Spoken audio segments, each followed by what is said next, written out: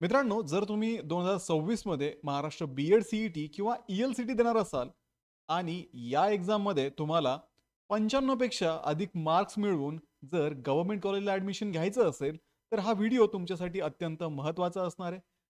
कारण आजच्या व्हिडिओमध्ये आपण बी-एड सी-ई-टीचा अपडेटेड सिलेबस आणि त्यात असणारे महत्त्वाचे टॉपिक डिस्कस करणार आहोत. सोबतच या परीक्षेचा असणारा पॅटर्न आणि साधारणतः ही परीक्षा आता कधी असेल याविषयी सुद्धा आपण डिस्कस करणार आहोत. तर हॅलो विद्यार्थी मित्रांनो, मी तुमचा एज्युकेटर अरविंद आणि तुमचं स्वागत आहे ग्लोबल ऑनलाईनमध्ये. मित्रांनो, महाराष्ट्र बी-एड सी-ई-टी आणि ई-एल-सी-टी या दोन्ही परीक्षांसाठी असणाऱ्या लाईव्ह बॅचेस ग्लोबल ऑनलाईनमध्ये आम्ही सुरू केलेल्या आहेत. आमची नेक्स्ट बॅच 29 सप्टेंबर पासून सुरू होणार आहे. या बॅचमध्ये तुम्हाला डेली लाईव्ह क्लासेस दिले जातात. डेली लाईव्ह क्लासेस आणि मल्टिपल रिव्हिजन्सच्या माध्यमातून तुमचा संपूर्ण सिलेबस परीक्षेच्या अगोदर कंप्लीट केला जातो. जर तुम्हाला लाईव्ह लेक्चर अटेंड करणं पॉसिबल नसेल, तर तेच लेक्चर त्याच दिवशी तुम्हाला रेकॉर्डेड स्वरूपामध्ये सुद्धा अवेलेबल करून दिलं जातं. संपूर्ण अभ्यासक्रमाच्या नोट्स, 50 पेक्षा अधिक मॉक टेस्ट आणि 2000 पेक्षा अधिक एमसीक्यू सुद्धा तुम्हाला या बॅचमध्ये प्रोव्हाइड केले जातात. तर विद्यार्थी मित्रांनो, ही बॅच तुमची परीक्षा होईपर्यंतच नव्हे, तर परीक्षा झाल्यानंतर सुद्धा तुम्हाला या बॅचमध्ये तुमच्या ॲडमिशन पर्यंत गाईड केलं जाणार आहे आणि तुमचं ॲडमिशन महाराष्ट्रातल्या टॉपच्या गव्हर्नमेंट कॉलेजमध्ये होण्यासाठी सर्व काही मदत ग्लोबल ऑनलाईन तुम्हाला या बॅचमध्ये करणार आहे.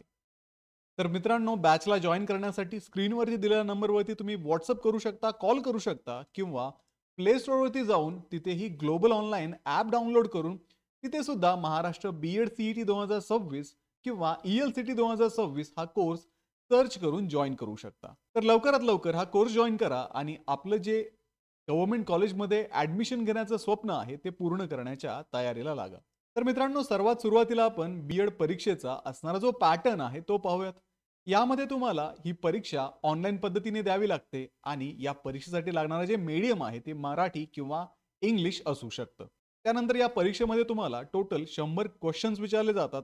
प्रत्येक प्रश्न हा 1 मार्कचा असतो, म्हणजे टोटल 100 प्रश्न तुम्हाला या परीक्षेमध्ये सोडवायचे असतात. हे सर्व प्रश्न एमसीक्यू पद्धतीचे असतात आणि हे 100 प्रश्न सोडवण्यासाठी तुम्हाला 90 मिनिटांचा वेळ दिलेला असतो. सोबतच या परीक्षेमध्ये कुठल्याही प्रकारची निगेटिव्ह मार्किंग सिस्टीम नाहीये. तेच जर आपण ई-एल-सी-टीच्या बाबतीत पाहिलं, तर ई-एल-सी-टीचा ऑनलाईन आहे आणि या परीक्षेचं मीडियम फक्त इंग्लिश आहे.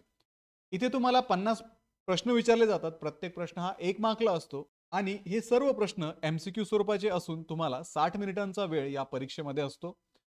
या परीक्षेमध्ये कुठलीही निगेटिव्ह मार्किंग सिस्टीम नाहीये आणि जर विद्यार्थी मित्रांनो तुम्हाला तुमचं बी-एड इंग्लिश मीडियममध्ये करायचं असेल, तरच तुम्ही ई-एल-सी-टी ही परीक्षा द्यायची असते. अदरवाईज ही परीक्षा तुम्हाला देण्याची गरज नाही. आता विद्यार्थी मित्रांनो, जर आपण या परीक्षेचा सिलेबस पाहिला, तर याच्यामध्ये तुम्हाला मेंटल ॲबिलिटी 40 मार्कला विचारलं जातं. टीचर ॲप्टिट्यूड 30 मार्कला आणि जनरल नॉलेज 30 मार्कला विचारलं जातं. अशा पद्धतीने हे 100 मार्क्स आणि ई-एल-सी-टी वाल्यांना 50 मार्कला इंग्लिश असतं. आता आपण या सर्व विषयांचा डिटेल सिलेबस पाहणार आहोत. तर सर्वात सुरुवातीला आपण टीचिंग ॲप्टिट्यूड किंवा टीचर ॲप्टिट्यूड हा विषय पाहूयात.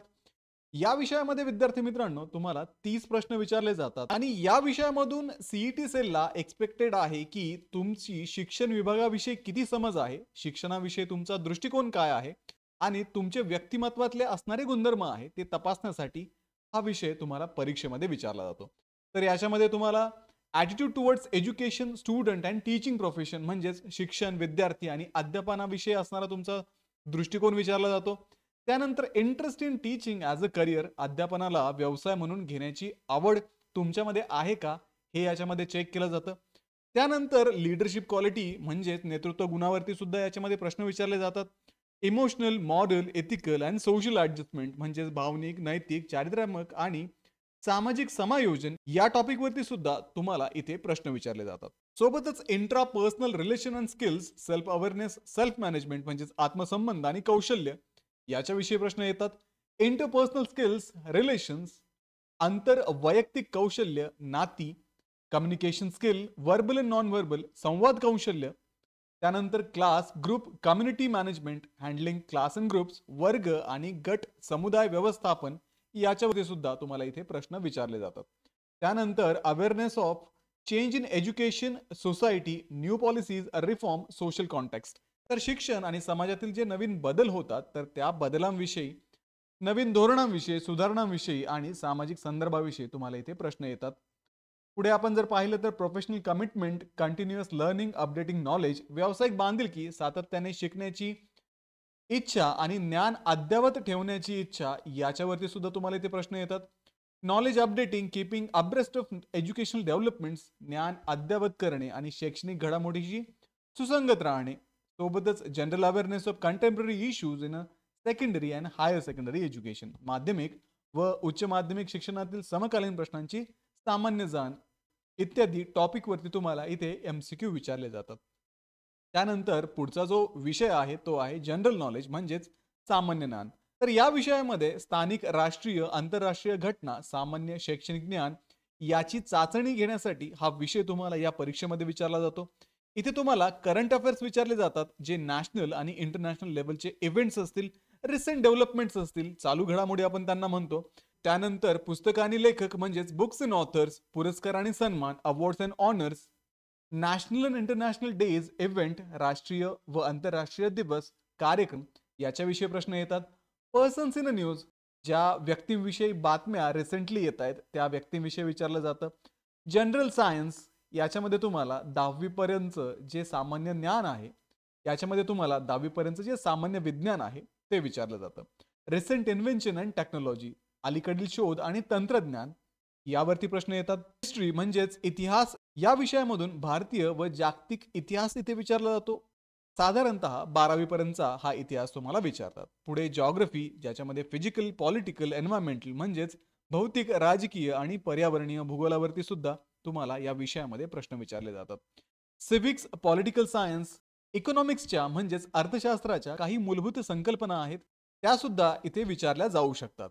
Indian constitution with reference to education, शिक्षणाच्या संदर्भात असणाऱ्या भारतीय संविधानातल्या ज्या तरतुदी आहेत त्याच्यावरती तुम्ही प्रश्न एक्सपेक्ट करू शकता. सामान्य साहित्य, प्रमुख साहित्यकृती, प्रसिद्ध लेखक हे सुद्धा या परीक्षेमध्ये विचारतात. Local, national and international events, स्थानिक, राष्ट्रीय आणि आंतरराष्ट्रीय घटना या सुद्धा तुम्ही या परीक्षेमध्ये एक्सपेक्ट करू शकता. साधारणतः तुम्हाला जनरल नॉलेजमध्ये जे करंट अफेअर्स विचारले जातात ते गेल्या एका वर्षातले विचारले जातात. म्हणजे आत्तापासूनच तुम्ही या करंट अफेअर्सचं प्रिपरेशन सुरू करायला हवं. प्रत्येक महिन्याला तुमच्या नोटबुकमध्ये चालू घडामोडींच्या नोंदी करा आणि बातम्या ऐकण्याची आणि बातम्या वाचण्याची सवय आत्ताच करून घ्या, जेणेकरून करंट अफेअर तुमचं अपडेटेड राहील. पुढे महत्वाचा विषय आहे मेंटल ॲबिलिटी, जो 40 मार्कला असतो. याच्यामध्ये तुमची तार्किक विचारशक्ती, तर्कशक्ती, विश्लेषणात्मक कौशल्य तपासले जातात. इथे तुम्हाला रिझनिंग ॲबिलिटी इन जनरल, सामान्य तर्कशक्तीवरती प्रश्न विचारले जातात. नंबर आणि लेटर सिरीज, आपण त्यांना संख्या व अक्षर मालिका म्हणतो, याच्याविषयी प्रश्न विचारतात. कोडिंग, डिकोडिंग वरती प्रश्न येतात. रिलेशनशिप मध्ये अनालॉजी असेल, कंपॅरिझन असेल, या टॉपिक वरती सुद्धा प्रश्न विचारले जातात. आणि हा विषय जो आहे तो प्रॅक्टिसचा विषय आहे. जेवढे जास्त MCQ तुम्ही सॉल्व्ह करणार तेवढा हा विषय तुम्हाला सोपा वाटेल. आणि त्यासाठीच ग्लोबल ऑनलाईनच्या लाईव्ह बॅच मध्ये आम्ही तुम्हाला 2000 पेक्षा अधिक MCQ प्रोव्हाइड करतो, ज्याच्यातून तुम्ही रेग्युलरली ते MCQ सॉल्व्ह करून या परीक्षेसाठी स्वतःला प्रिपेअर करू शकता. क्लासिफिकेशन किंवा ऑड वन आउट, वेगळा घटक शोधा, त्याच्यावरती प्रश्न विचारतात. सिलोजिझम असेल, वेन डायग्राम असतील, स्टेटमेंट अँड कन्क्लुजन असेल किंवा इन्फरन्स असेल, लॉजिकल अँड अनालिटिकल प्रॉब्लेम्स असतील, वर्बल, नॉन वर्बल रिझनिंग असेल, प्रॉब्लेम ऑन अ डाईस म्हणजेच पासा किंवा ठोकळ्या संबंधित प्रश्न येतात. पॅटर्न रेकग्निशन, तुम्हाला पॅटर्न ओळखता आला पाहिजे. त्यानंतर आकृत्यांवरती सुद्धा तुम्हाला इथे प्रश्न विचारले जातात, शेप्स, फिगर आणि सिक्वेन्स वरती. आता विद्यार्थी मित्रांनो, इथपर्यंत जे विषय होते ज्याच्यामध्ये आपण सुरुवातीला पाहिलं, टीचिंग ॲप्टिट्यूड असेल, जनरल नॉलेज असेल, मेंटल ॲबिलिटी असेल, हे 3 विषय बीएड जनरल सीईटी साठी महत्त्वाचे असतात. आणि या तीनही विषयावरती या परीक्षेमध्ये तुम्हाला प्रश्न विचारले जातात. आता ज्या विद्यार्थ्यांना इंग्लिश मीडियम मध्ये आपलं बीएड करायचं आहे त्या विद्यार्थ्यांना या 3 विषयांसोबत अजून एक ॲडिशनल विषय अभ्यासावा लागतो. तो विषय म्हणजे इंग्रजी. आणि त्या विषयामध्ये तुमचं असणारं जे नॉलेज आहे ते तपासलं जातं. तर तिथे तुम्हाला रीडिंग कॉम्प्रिहेन्शन वरती प्रश्न येतात, व्होकॅब्युलरी वरती प्रश्न येतात, ग्रामर मध्ये sentence formation, tense, article, preposition इत्यादी टॉपिक वरती प्रश्न विचारतात. Sentence correction, error spotting, phonetics, verbal idioms and proverbs, figure of speech आणि ॲडव्हान्स ग्रामर वरती तुम्हाला इथे प्रश्न तुम्ही एक्सपेक्ट करू शकता. तर अशा पद्धतीने जे जनरल बीएड सीईटी देत आहेत ते 100 मार्कांची 3 विषयांची असणारी सीईटी देतील. आणि जे विद्यार्थी इंग्लिश मीडियममध्ये आपलं बी एड करू इच्छितात त्यांच्यासाठी ELCT म्हणजे हा चौथा विषय ॲडिशनल असणार आहे. तर या सर्व विषयांवरती ग्लोबल ऑनलाईनच्या लाईव्ह बॅचमध्ये तुमचे क्लासेस घेतले जातात. ते क्लासेस लाईव्ह स्वरूपाचे असतात, इंटरॅक्टिव्ह स्वरूपाचे असतात. जर तुम्हाला कुठे अडचण आली, तुम्हाला एखादा विषय समजला नाही, एखादा टॉपिक समजला नाही, तर लगेचच तुम्ही आमच्या एज्युकेटरला प्रश्न विचारू शकता आणि आमचे एज्युकेटर सुद्धा लगेच तुमच्या प्रश्नांची उत्तरे तिथे देतात. तसेच तुम्हाला WhatsApp ग्रुपमध्ये ॲड केलं जातं. तुम्हाला काही अडचणी असतील, तुम्हाला काही प्रश्न पडत असतील, तर तुम्ही त्या ग्रुपमध्ये टाकू शकता. त्या ग्रुपमध्ये एज्युकेटर असतात, सोबतच इतर विद्यार्थी पण असतात. आणि तुमचे जर काही डाऊट असतील, तर नक्कीच ते डाऊट सॉल्व्ह करण्यासाठी तुम्ही तुमच्या एज्युकेटरला कनेक्टेड राहू शकता. आता विद्यार्थी मित्रांनो, या परीक्षेच्या जर आपण तारखा पाहिल्या, तर साधारणतः जानेवारीच्या पहिल्या आठवड्यामध्ये या परीक्षेचं नोटिफिकेशन येईल आणि फॉर्म भरणं सुरू होईल. जानेवारीचा पूर्ण महिना तुम्ही फॉर्म भरून घ्यायचे. त्याच्यानंतर मार्च महिन्यामध्ये साधारणतः ही एक्झाम होऊ शकते. मार्च महिन्याच्या चौथ्या आठवड्यामध्ये ही परीक्षा असते आणि मार्चच्या तिसऱ्या आठवड्यामध्ये तुम्हाला हॉल तिकीट पण मिळून जातात. आणि ही परीक्षा झाल्यानंतर मे महिन्यामध्ये तुम्हाला या परीक्षेचा रिझल्ट समजतो आणि त्याच्यानंतर म्हणजेच जून महिन्यामध्ये कॅप राऊंड सुरू होतात आणि तुमच्या ॲडमिशनची प्रोसेस सुरू होते.